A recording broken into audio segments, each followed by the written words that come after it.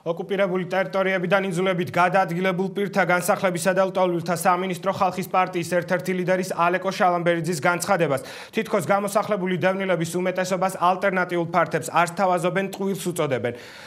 შალამბერიძე ცრუ ინფორმაციას ავრცელებს, როცა ამბობს, რომ შეთავაზება მხოლოდ ორმა ოჯახმა მიიღო. ის დევნილთა განსახლების შესახებ არანაირ ინფორმაციას ფლობს და მხოლოდ პროვოკაციებითა და დეზინფორმაციის გავრცელებით არის დაკავებული, ნათქვამია სუბელიანის უწყების განცხადებაში. ამასთან მასში აღნიშნულია, რომ სამინისტრომ რეგიონებში გარემონტებული ფართების საკუთრებაში ყველა იმ დევნილს შესთავაზა, რომელთაც განსახლება სჭირდებათ. მაგალითად, დღეს 5 ოჯახი საცხოვრებლად წინ წყაროში გადავიდა, ხოლო 1 ოჯახი გარდაბანში.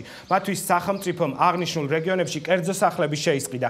აცხადებენ სამინისტროში. აღნიშნულ კონტექსტში სუბელიანის უწყება იმ ადამიანებს, რომლებიც დევნილების ხარჯზე ქულების დაწერის მიზნით უსუსურ და ტყუილ ინფორმაციებს ავრცელებენ, რეგიონებში ჩასვლასა და შეთავაზებული სახლების საკუთარი თვალით ნახვას ურჩევენ.